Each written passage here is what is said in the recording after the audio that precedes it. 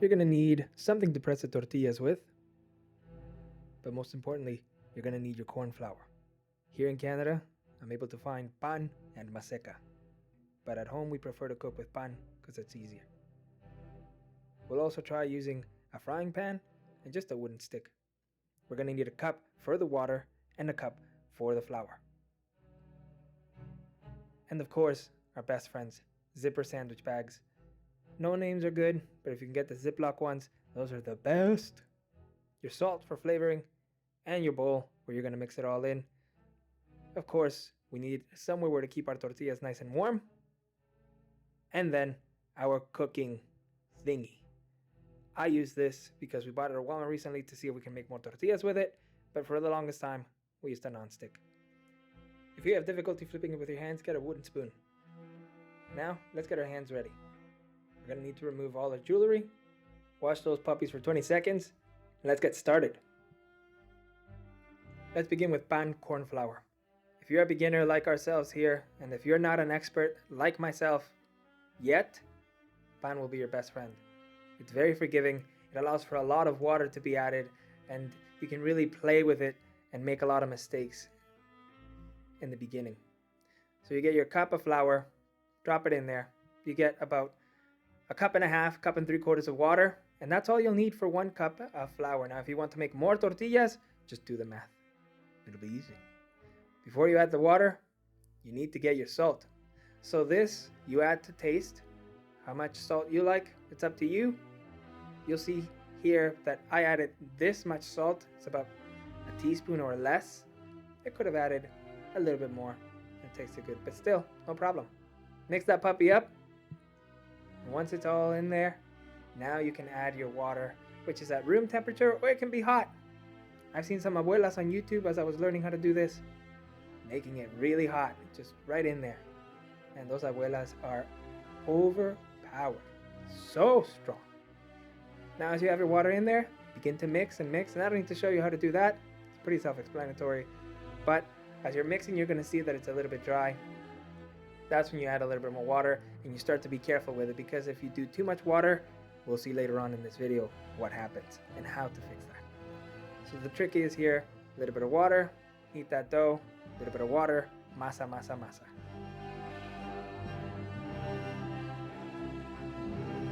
Once it starts to feel a little bit like Play-Doh, moist Play-Doh, and you're able to take the flour from your hands or your fingers off into your ball of flour, your dough, and you're good. You're good to go. This is a perfecta masa. Almost. I mean, I'm not an expert yet, so I think it was a little bit too dry, but we'll fix it on the next round. Doesn't matter. On to the next one. Maseka. You're going to want to be very careful with maseka. It is much finer than pan. If you're ever wondering, well then how much water do I truly need to add? If you, NAEY, are just guessing around, what's the right amount? Don't worry. Your bag always has instructions in the back. Just read the instructions. They will almost never fail you. Almost never. So maseka, 1 cup of flour. Now you've seen this. I don't need to tell you what to do here. Salt, mix, mix, mix, and then we're gonna add some water.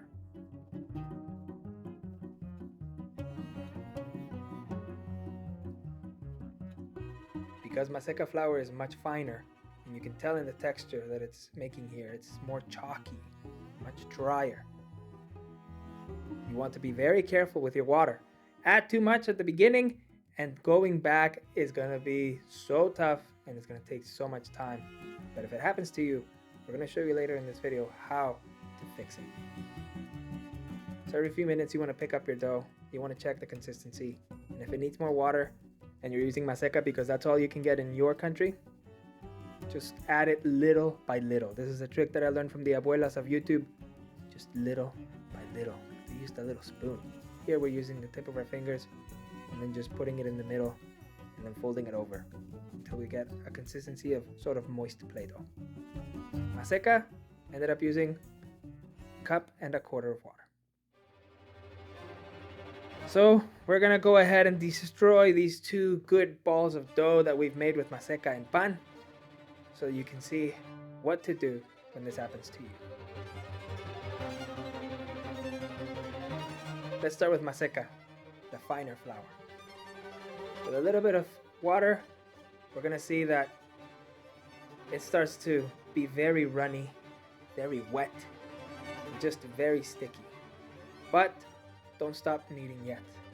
You won't know how wet your dough truly is until you've kneaded for about 2 minutes, a minute and a half. Then you check with your fingers. Is it sticking to my fingers? Is it not sticking to my fingers?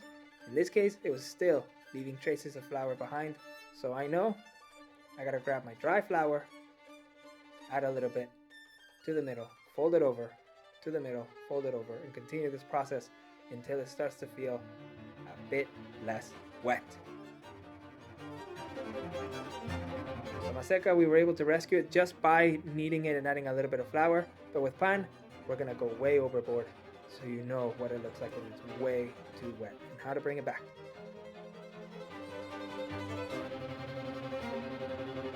So the first step, just like with maseka, knead that dough.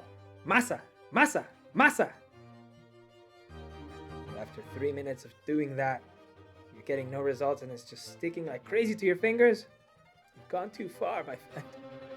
So you need to get your flour and just start rubbing it over your fingers to remove that flour from your fingers and let it fall on the wet dough so you can start mixing it all together.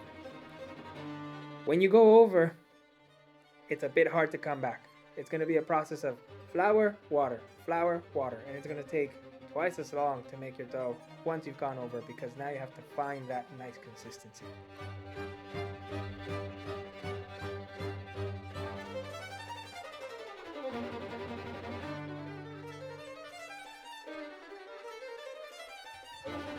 So usually it's best to play it safe. Don't add too much water. To press it, we're gonna use some sandwich bags. Or if you have parchment paper, you can use that too.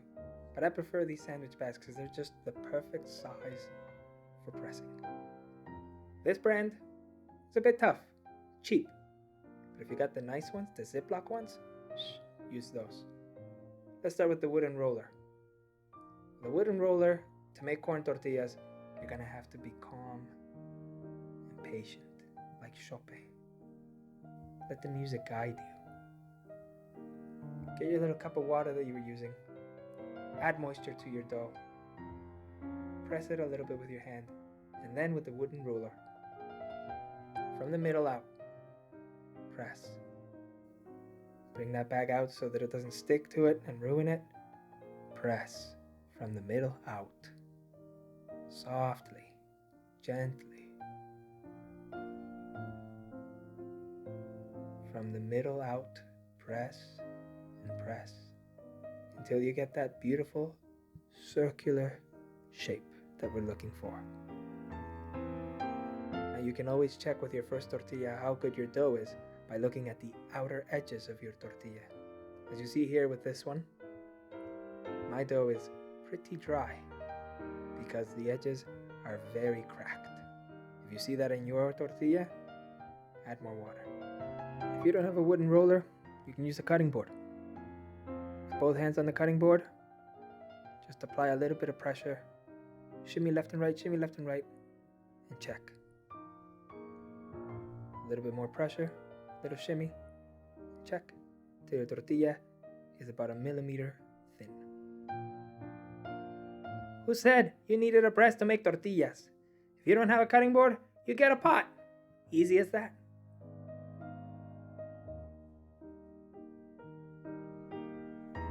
Press, shimmy a little bit, check. Shimmy a little bit, check. And remember to check your dough. If your edges are cracking up, it's too dry. And that will matter when you want it to puff up. Now, I personally prefer to do it with just a small, flat frying pan. It's so simple. When I'm about to begin, I like to check my first little ball of dough. Is it too dry? Is it too wet? This one, by the way it's cracking when I move it around, it's too dry. So with that little cup of water that I always have close to me, I add water to the middle and then fold over. Water to the middle, fold over until it's moist enough. Yeah, this takes a little bit of time. And if I would have just let my dough rest like La Abuela said on YouTube for 15 to 30 minutes, I would be golden. But you know what? This building where I live in is super humid. Stuff dries all the time. My skin's falling off. So I prefer to just have a cup of water there with me so I can keep adding moisture to my dough. Now with your flat pan, you know what to do here. A little bit of pressure, shimmy left and right. A little bit more pressure. And don't add your whole body weight because a skinny tortilla will not come off of the plastic. Check your edges. Are they nice? Are they cracking? Is this sticking to your hand? If it is, your dough might be too wet. This one works, but it cracked at the end, so to the garbage it goes. Let's try again.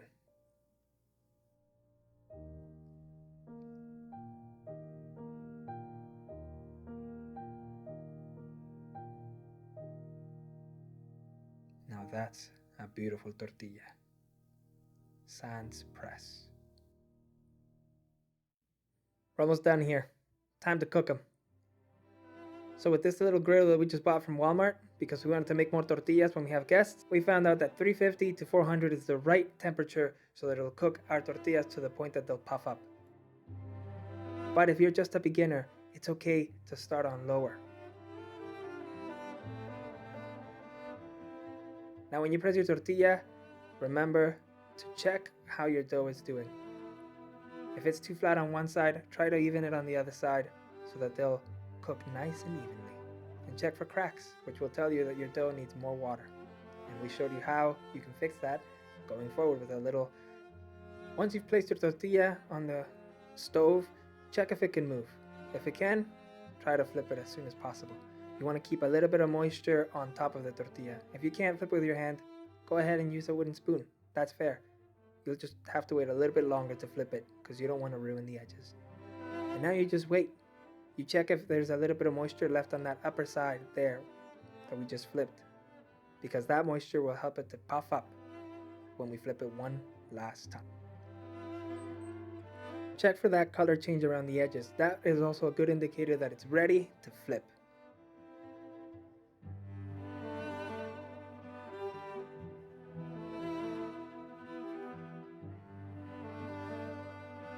Another indicator that your tortilla is ready to flip is if one of your edges starts to curve up, flip that puppy.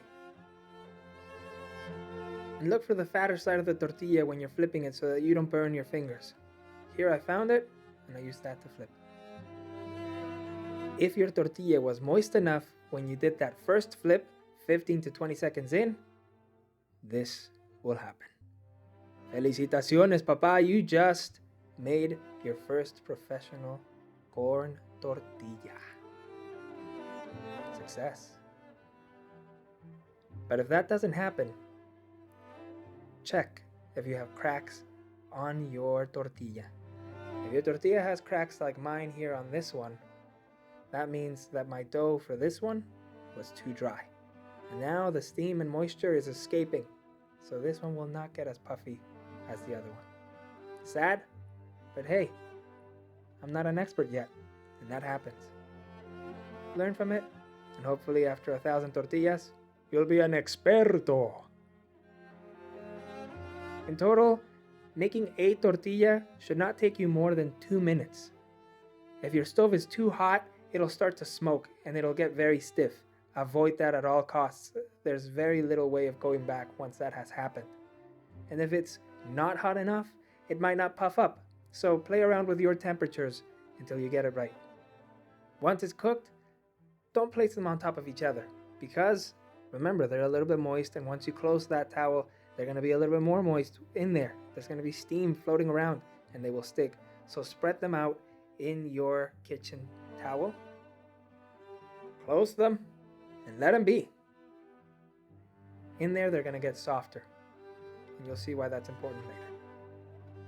Just a reminder, as you're making your tortillas, if you have a big batch of dough, just check those edges as you're making them, as you're flattening them. It'll tell you if it needs more water. If you're having trouble getting your tortillas to puff up, that's where the spoon will be your best friend. Use it around the edges, apply a little bit of pressure, find if there are any leaks for steam, and give them a hand to puff up. Let's use a rock pot pan. This one is made of silicone carbide. Different stuff. So, our cooking method has to change. On an electric stove, you want to be more careful. Don't go overboard. This is not cooked on high heat. Here, in Canada, in our little ghetto apartment, we have to keep it between medium to that sort of 3/4 mark. That's what works for us on this electric stove, on this rock pot pan. Every stove and every pan cooks differently, so play around with yours and see what works. If your pan is not warm enough yet, it will not let you flip it as fast as you might want it to. And it definitely will not let you use a spoon for it.